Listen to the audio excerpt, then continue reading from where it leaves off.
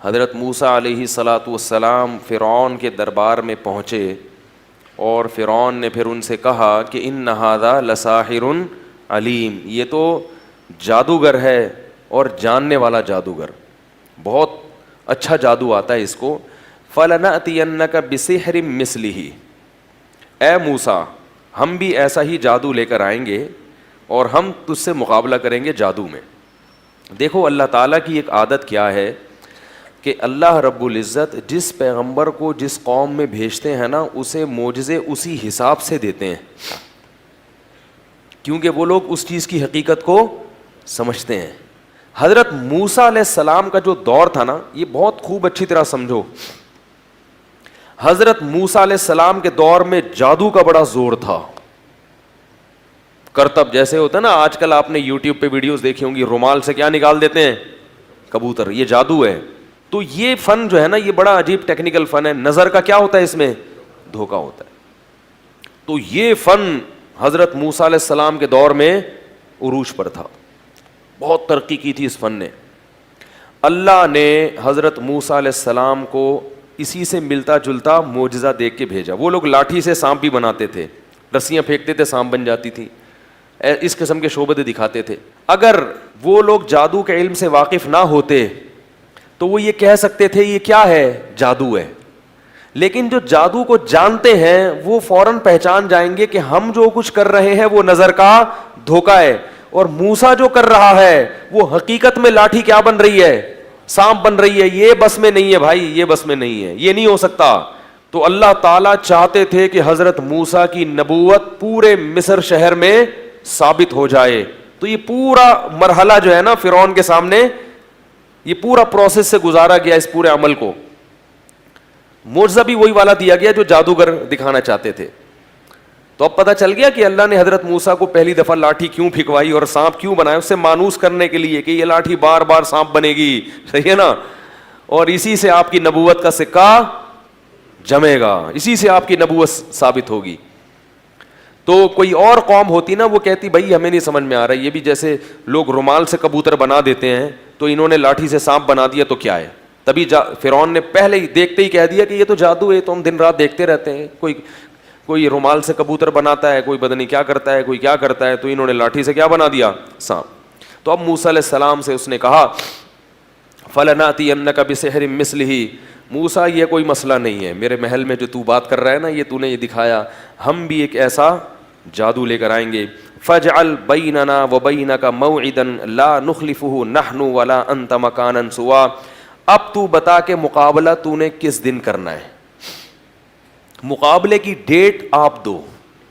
فرعون کو اطمینان تھا نا کہ میں مقابلہ، میرے پاس تو ہزاروں جادوگر ہیں، میں بادشاہ ہوں، تو مجھے ڈرنے کی ضرورت نہیں ہے.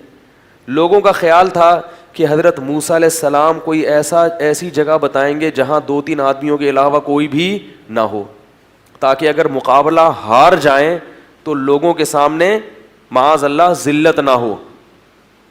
جو آدمی جس کو اپنے حق پر ہونے پہ تردد ہوتا ہے وہ کبھی بھی کھلے عام مناظرہ، وہ کہتا ہے بھائی مناظرہ ہوگا پائپ کے نالے میں بیٹھ کے، میرے اور آپ کے علاوہ کوئی تیسرا آدمی موجود بولو بھائی نہیں ہوگا. تو فرعون نے کیا کیا؟ تو فرعون نے کہا کہ اب آپ بتاؤ. حضرت موسیٰ کو موقع مل گیا، فرمایا موعدکم یوم الزینہ، جو عید کا دن ہے نا، عید کا دن جس میں سب لوگ جمع ہوتے ہیں، اس دن مقابلہ ہوگا کھلے عام. موعدکم یوم الزینۃ وان یحشر الناس ضحی فتولی فرعون، فرعون نے مجلس ختم کی. فجمع کیدہ، اور پورا زور لگا دیا، جو تدبیریں تھیں نا اس کی، جو بھی حکومتی وسائل اور ذرائع ہوتے ہیں وہ سارے اس نے، بولو نا یار، جمع کر لی. کتنے وسائل ہوں گے حکومت کے پاس؟ تو بہت مسائل. علماء کہتے ہیں ہزاروں، بعض نے کہا 50,000 جادوگر، واللہ عالم.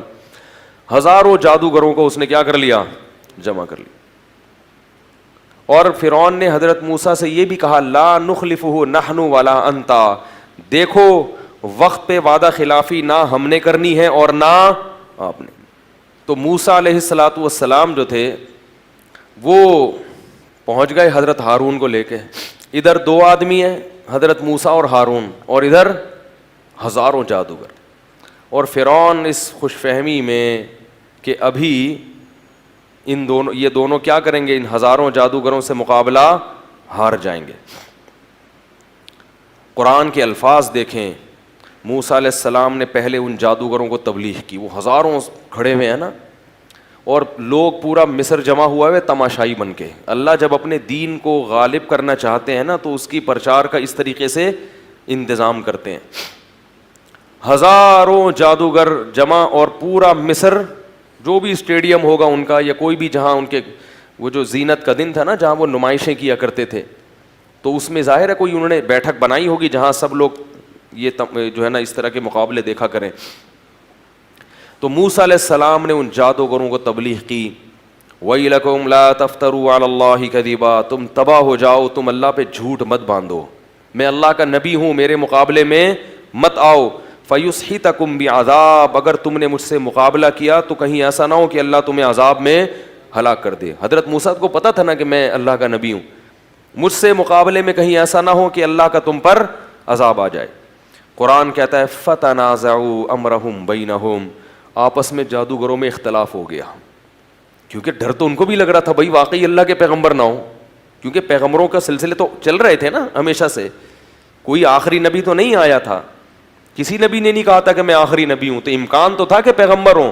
قرآن میں یہ بھی ہے کہ جادوگروں نے فرعون سے پیشگی یہ کہا کہ یہ مقابلہ جیتنے پہ ہمیں ملے گا کیا، یعنی فری میں ہم سے ایسا مقابلہ کرا رہے ہو، کچھ ملے گا بھی؟ فرعون نے کہا اجر تو الگ ملے گا، پیسے تو الگ ملیں گے، وَإِنَّكُمْ لَمِنَ الْمُقَرَّبِينَ، میرے دربار میں خصوصی نشستیں ملیں گی. اگلا ٹکٹ کس کا ہوگا الیکشن میں؟ الیکشن نہیں ہوتے تھے اس زمانے میں، یعنی تمہیں حکومتی عہدے بھی ملیں گے، عہدوں کی لالچ بڑی خراب ہے، تو پیسے بھی ملیں گے اور ساتھ ساتھ میرا قرب بھی ملے گا. اس سے پتہ چلتا ہے کہ فرعون کس قدر مصیبت میں تھا اور کتنا زیادہ چاہتا تھا کہ میرے موسیٰ علیہ السلام یہ مقابلہ ہار جائیں، کیسا زور لگا رہا تھا، لالچ بھی دے رہا ہے اور عہدوں کی آفر بھی دے رہا ہے. تو قرآن کہہ رہا ہے فَتَنَازَعُوا أَمْرَهُمْ بَيْنَهُمْ وَأَسَرُّوا النَّجْوَىٰ، چپکے سے سرگوشیاں کی اور آپس میں اختلاف پڑ گیا، یار کہیں ایسا نہ ہو کہ لینے کے دینے پڑ جائیں. پھر انہوں نے فیصلہ یہ کیا کہ اگر ہم اس طرح سے آپس میں اختلاف کریں گے تو مقابلہ نہیں کر سکتے، کمزور آدمی، کنفیوز آدمی مقابلہ نہیں کر سکتا. ان ہذانی لساحرانی یریدانی ان یخرجاکم من ارضکم بسحرہما، سب نے مل کے بیک زبان ہو کے کہا کہ یہ دونوں پکے جادوگر ہیں. لساحران لام تاکید کے لیے، اس میں کنفیوز ہونے کی ضرورت نہیں ہے، کنفیوز ہو گے تو مقابلہ کیسے کرو گے. لساحرانی یریدانی، اور یہ چاہتے ہیں کہ تمہیں جادو کے زور سے تمہارے ملک سے نکال دیں. فَأَجْمِعُوا كَيْدَكُمْ، مل کے ایک تدبیر کرو، ہماری صفوں میں اختلاف بولو بھائی نہیں ہونا چاہیے. ایسا نہیں کہ کوئی جادو دکھا رہے کوئی نہیں دکھا رہے، اس سے معاملہ خراب ہو جائے گا. فَأَجْمِعُوا كَيْدَكُمْ ثُمَّ أَتُوا صَفًّا، اور صف بستہ ہو کے ایک ہی وار کر دو موسیٰ کے اوپر، ایک ہی وار پھینکو سب مل کے، کیونکہ اکٹھے حملہ کرنے میں کیا ہوتا ہے بولو بھائی، نقصان ہوتا ہے. پھر جب مقابلے کے لیے کھڑے ہوئے اور سب نے فیصلہ کر لیا کہ بھائی یقین کر لو کہ یہ کیا ہے، یہ بھی اللہ کی طرف سے تھا نا، اللہ دکھانا چاہ رہے تھے، اگر مقابلے سے ہی فرار ہو جاتے تو یہ منظر کہاں نظر آتا. اب کیا کہتے ہیں، قالوا یا موسیٰ اما ان تلقی و اما ان نکون اول من القا. یہ مقابلے کا نا ایک اسٹائل ہوتا ہے سامنے والے پہ بھرم ڈالنے کے لیے. اے موسیٰ تو نے پہل کرنی ہے یا ہم کریں، بتا بھائی، ٹھیک ہے. دیکھو دو ٹیمیں جب میدان میں اتریں، ٹاس ہوتی ہے نا کہ بیٹنگ پہلے کون کرے گا، لیکن ایک ٹیم کو اتنا کانفیڈنس ہے کہ ہم جیتیں گے اور وہ سامنے والے پہ کو بھرم میں لینا چاہتی ہے، بھرم ڈالنا چاہتی ہے کہ بھئی آپ اتنے کمزور ہو تو کہیں آپ کی مرضی، آپ بیٹنگ خود پہلے کرو یا ہمیں کرنے دو، ہارنا تو آپ نہیں ہے، ٹھیک ہے نا. لہذا ہم آپ کو اختیار دے رہے ہیں کہ پہلے آپ بیٹنگ کر لو یا پہلے ہم بیٹنگ کر لیں، تو ٹاس کرنے کی ضرورت نہیں ہے. تو یہ اسٹائل تھا جادوگروں کا. اس کا مقصد حضرت موسیٰ پہ روب ڈالنا کہ ہمیں اتنا کانفیڈنس ہے کہ آپ پہلے حملہ کرو یا ہم حملہ کریں، جیتنا کس نے ہے، ہم نہیں جیتنا ہے. قالوا یا موسیٰ، اے موسیٰ اما ان تلقیا وَإِمَّا أَن نَّكُونَ أَوَّلَ مَنْ أَلْقَىٰ, تو انہیں اپنا جادو دکھانا ہے یا ہم پہلے اپنا ہنر دکھائیں. حضرت موسیٰ کو تو پتہ ہی نہیں تھا کرنا کیا ہے. ان کو تھوڑی پتا تھا کہ میری لاٹھی سانپ بنے گی, کچھ بھی نہیں پتا تھا کہ ہوگا کیا. وہ تو اللہ کے حکم سے آگے میدان میں کھڑے ہو گئے. ان کو تو جادو آتا نہیں تھا کہ وہ جادو کروں گا جادو سے, وہ تو کھڑے ہوئے کہ میں تو اللہ کی وحی کا کیا کروں گا. یہ یاد رکھو, حضرت موسیٰ کو اختیار نہیں تھا کہ وہ لاٹھی کو سانپ بنا دیتے, یہ اختیار نہیں تھا. تبھی ہر دفعہ اللہ کے حکم کا انتظار کرتے کہ اب کیا کرنا ہے. جب اللہ نے کہا لاٹھی سمندر پہ مارو تو سمندر پہ مار دی, جب کہا پتھر پہ مارو تو پتھر پہ مار دی, جب کہا زمین پہ پھینک دو تو زمین پہ پھینک دی. تو حضرت موسیٰ علیہ السلام نے کیا کہنا تھا, انہوں نے فرمایا کہ القو, تم ہی دکھاؤ بھائی, جو تم نے کرنا ہے وہ تم دکھاؤ. کیونکہ حضرت موسیٰ کو تو معلوم نہیں تھا کہ میں نے کرنا کیا ہے. قرآن کہتا ہے فَأَلْقَوْا حِبَالَهُمْ وَعِصِيَّهُمْ, وہ تمام جادوگر نا ایک ہاتھ میں رسی اور ایک ہاتھ میں ان کے لاٹھی تھی, وہ سب یہ لاٹھی اور رسیاں لے کر آئے. اور فَأَلْقَوْا, ان لاٹھی اور رسیوں کو زمین پر ڈال دیا. جیسے ہی زمین پر ڈالا ہے, یہ بڑے بڑے سانپ بن کے, پھرتیلے سانپ بن کے حضرت موسیٰ کی طرف دوڑنے لگے. اور یہ لوگ یہ منظر دیکھ رہے ہیں. حضرت موسیٰ نے یخیل الیہ من سحرہم انہا تسعی, اللہ فرماتے ہیں جادو ایسا لوگوں کی آنکھوں پہ کیا کہ سب کو یہ لگا کہ یہ سانپ بن کے دوڑ رہی ہیں. قرآن کہتا ہے جب حضرت موسیٰ نے یہ منظر دیکھا کہ اتنے سارے سانپ میری طرف دوڑتے ہوئے آ رہے ہیں, فأوجس فی نفسہ خیفۃ موسیٰ, موسیٰ کو دل میں کیا محسوس ہوا, خوف. یہ طبیعی چیز ہے, یہ ایمان کے خلاف بولو بھائی نہیں ہے. جتنا بھی فتح کے وعدے ہوں, جب انسان یہ منظر دیکھتا ہے تو طبی طور پر پہلے اپنی لاٹھی سے سانپ بن کے دیکھا تھا نا, تو علم یعقب, پیچھے مڑ کے نہیں دیکھا تھا. اب ہزاروں سانپ آ رہے ہیں. فأوجس فی نفسہ خیفۃ موسیٰ, موسیٰ نے اپنے دل میں کیا محسوس کیا, خوف. اللہ فرماتے ہیں قلنا, ہم نے وحی کی, لا تخف اے موسیٰ, خوف مت کر, انک انت الاعلی, آج کے دن تو ہی غالب رہے گا. آج میں نے اپنے دین کو کہ برحق ہونے کو دنیا کے سامنے دکھانا ہے کہ فرعون جو دین لے کر آیا ہے وہ برحق نہیں ہے. پیغمبر جو دعوت لے کر آتے ہیں وہ دعوت برحق ہوتی ہے. اے اللہ کیسے کرے گا, القی ما فی یمینک, اے موسیٰ تیرے دائیں ہاتھ میں جو لاٹھی ہے نا, اس سے پتہ چلتا ہے ہمیشہ حضرت موسیٰ لاٹھی کے ساتھ میں پکڑتے تھے دائیں ہاتھ. اس سے پتہ چلتا ہے کہ دائیں ہاتھ کا استعمال زیادہ کرنا چاہیے. پیسوں کا لین دین, پانی پینا, کھانا کھانا, چماٹ مارنا, یہ سب کس سے ہونا چاہیے, دائیں ہاتھ. الٹا ہاتھ برے کاموں کے لیے. تو یہ نبی صلی اللہ علیہ وسلم کا حکم ہے, دائیں ہاتھ کا استعمال جو ہے نا, اس میں برکت اللہ نے رکھی ہے. پیسوں کے لین دین اس سے کیا کرو. خیر, القی ما فی یمینک, تیرے دائیں ہاتھ میں جو لاٹھی ہے اس کو زمین پہ ڈال دے. جیسے ہی حضرت موسیٰ نے وہ لاٹھی ڈالی ہے تو انہوں نے تو یہ دکھایا تھا کہ یہ سانپ, یہ رسیاں ایسے ہیں جیسے سانپ, حقیقت میں وہ سانپ نہیں بنی تھی. ادھر حضرت موسیٰ نے جو لاٹھی زمین پہ ڈالی تو وہ حقیقت میں اژدہا بن گئی, حقیقت میں بن گئی, اور ایک ہی لمحے میں ان ہزاروں سانپوں کو کھا گئی. قرآن کے الفاظ دیکھیں, فَأُلْقِيَ السَّحَرَةُ سُجَّدًا, جتنے جادوگر تھے سارے کے سارے لاشعوری طور پر سجدے میں ڈال دیے گئے. نہیں آ رہی بات سمجھ میں, یہ بلاغت ہے قرآن کی. کیا مطلب, مقابلہ کرنے سے پہلے تو کیا کر رہے تھے, مشورہ کہ بھائی یہ دیکھیں سچا نہ ہو, جھوٹا نہ ہو.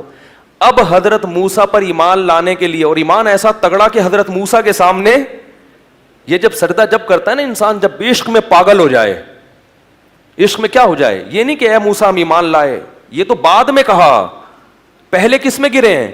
یہ بالکل ایک ایسی اندر کی کیفیت ہوتی ہے کہ جب انسان کسی کے عشق میں پاگل ہو جائے نا, بالکل اس کو یقین کر لے کہ یہ سچا ہے اور یہ بہت بزرگ و برتر ہے, تو انسان اپنے جسم کے سے جو ہے نا پہلے ثابت کرتا ہے, زبان کا استعمال بعد میں.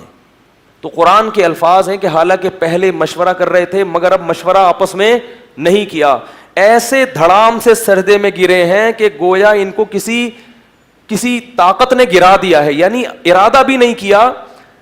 اس کو کہتے ہیں نا کہ آپ بعض دفعہ لاشعوری طور پر کسی چیز سے اتنے متاثر ہو جاتے ہیں کہ اس کے لیے آپ کو سوچنا نہیں پڑتا, بغیر سوچے وہ کام ہو جاتا ہے. اتنا متاثر ہو گئے حضرت موسیٰ سے کہ بھئی یہ تو سچا نبی ہے, یہ کیسے انہوں نے لاٹھی کو اژدہا بنا دیا, یہ تو ممکن ہی نہیں ہے. تو اب سوچنا نہیں پڑا, دھڑام سے سب کے سب ایک دم حضرت موسیٰ کے سامنے سجدے میں گر گئے, مشورہ نہیں کر رہے, ہر شخص گر گیا سجدے میں. اور پھر سب نے بیک زبان ہو کر کہا آمنا برب موسیٰ, ہم سب ایمان لائے برب العالمین, اس رب پر جو تمام جہانوں کا پالنے والا ہے, اور موسیٰ اور ہارون کے رب پہ ہم ایمان لے کر آئے. یہ منظر انہوں نے اپنی آنکھوں سے دیکھا, ان کو یقین ہو گیا کہ یہ جھوٹا پیغمبر یہ نہیں ہے, یہ جادوگر نہیں ہے, ناممکن ہے, آج تک کسی نے لاٹھی کو حقیقی معنوں میں سانپ نہیں بنا. سارے ایک دم سجدے میں گر گئے. فرعون یہ منظر دیکھ رہا ہے اور کہہ رہے یہ تو لینے کے دینے پڑ گئے. جن کو مقابلے کے لیے لایا تھا وہی نہ صرف یہ کہ زبان سے کہہ رہے ہیں کہ یہ جادوگر نہیں ہے, نہیں جادوگر یہ کہہ سکتے تھے نا کہ یہ جادوگر نہیں ہے, بس یہ تو اگلا اسٹیپ ہے کہ یہ نبی ہے, پھر یہ اس سے اگلا اسٹیپ ہے کہ ہم ایمان لائے, اس سے بھی اگلا اسٹیپ ہے کہ کیا اس کے سامنے سجدے میں گر جاؤ. جو آخری انتہا تھی اس سے جادوگروں نے اپنے عمل کو اور اپنے ایمان کو شروع کیا. فرعون نے کیا منادی کی, اس نے لوگوں سے کہا کہ یہ دونوں پہلے سے پلان کر کے آئے تھے, یہ پری پلان ہے. یہ کیا ہے, ان جادوگروں نے موسیٰ اور ہارون کے ساتھ مل کے نورا کشتی کا پروگرام بنایا ہوا تھا کہ یہ بڑا جادوگر ہے اور یہ کیا ہیں, چھوٹے جادوگر ہیں, اور ان کا پہلے سے پلان یہ تھا کہ آپس میں ہم مقابلہ کریں گے, تم ہار جانا ہم جیت جائیں گے, جس سے آپ کا برحق ہونا ثابت ہوگا, پھر ہم مل کے فرعون کو اس کے مصر سے نکال دیں گے. یہ کس کے الفاظ ہیں, فرعون کے, کہ یہ سب موسیٰ کے سکھائے ہوئے ہیں اور آپس میں پہلے سے کیا کیا ہوا تھا, انہوں نے پلان کیا ہوا تھا. اللہ نے اس الزام کو بھی جادوگروں سے بری کر دیا. فرعون نے کیا کہا کہ یہ حکومت چاہتے ہیں جادوگر نا, موسیٰ کے ساتھ مل کے میری حکومت پہ قبضہ کریں گے. تو فرعون نے ان جادوگروں کو دھمکی دی, لأقطعن ایدیکم وارجلکم من خلاف, میں تمہارے ہاتھ پاؤں مخالف سمت پہ کاٹ کے تمہیں سولی پہ لٹکا دوں گا. تو اب اگر وہ جادوگر ذرا سی حکومت کی لالچ میں یہ کام کر رہے ہوتے تو وہ فوراً کہتے نا کہ بھئی ہمارا تو مقصد کیا تھا, گورنمنٹ پہ قبضہ کرنا, اور ادھر تو 24 گھنٹے کے اندر اندر فرعون کیا کہہ رہا ہے, لاشیں کاٹ کے لٹکا دوں گا. تو جادوگروں نے کہا کہ انما تقضی هذه فقضی ما انت قاض, اے فرعون تو جو کر سکتا ہے وہ کر لے. اس سے پتہ چل گیا کہ نورا کشتی بھی, بولو بھائی, جب اللہ حق کو واضح کرتے ہیں نا تو ایسے دودھ کا دودھ پانی کا پانی کر دیتے ہیں, مگر جس کی قسمت میں ہدایت نہیں ہوتی وہ بدبخت پھر بھی ہدایت حاصل.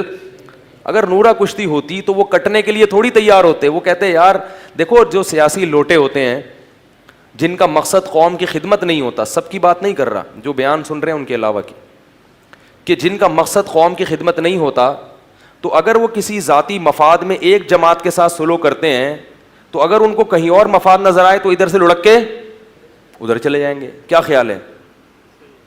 تو یہ علامت ہوتی ہے کہ بھائی تمہارا اپنا تو کوئی موقف اور نظریہ ہے نہیں, تمہیں جہاں مفاد نظر آئے, ہاں وہ مفاد کبھی دنیاوی ہوتا ہے, کبھی ملک, کبھی کبھار اس میں مفاد ہوتا ہے, لیکن ہوتا مفاد ہے. اب اگر جادوگروں کا مفاد حکومت ہوتی تو وہ کٹنے کے لیے کبھی بھی تیار نہیں ہوتے. تو جادوگروں نے کیا کہا فرعون کو, جب فرعون نے دھمکی دی, جادوگروں نے کہا لن نؤثرک علی ما جاءنا من البینات, اے فرعون موسیٰ کے برحق ہونے کے جو ہمارے پاس دلائل آ گئے ہیں نا, ان دلائل پر اب ہم تجھے ہرگز ترجیح نہیں دے سکتے. وما جاءنا من الحق, اور حق ہمارے پاس آ گیا ہے, اتنا واضح آ گیا ہے کہ اب ہم تجھے ترجیح نہیں دے سکتے.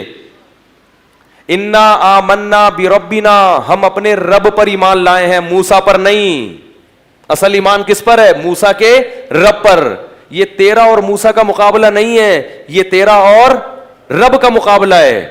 تو ان جادوگروں نے کیا کہا, لن نؤثرک علی ما جاءنا من البینات والذی فطرنا, جس خدا نے ہم کو پیدا کیا اس خدا پر ہم ایک انسان کو ترجیح دیں, یہ نہیں ہو سکتا.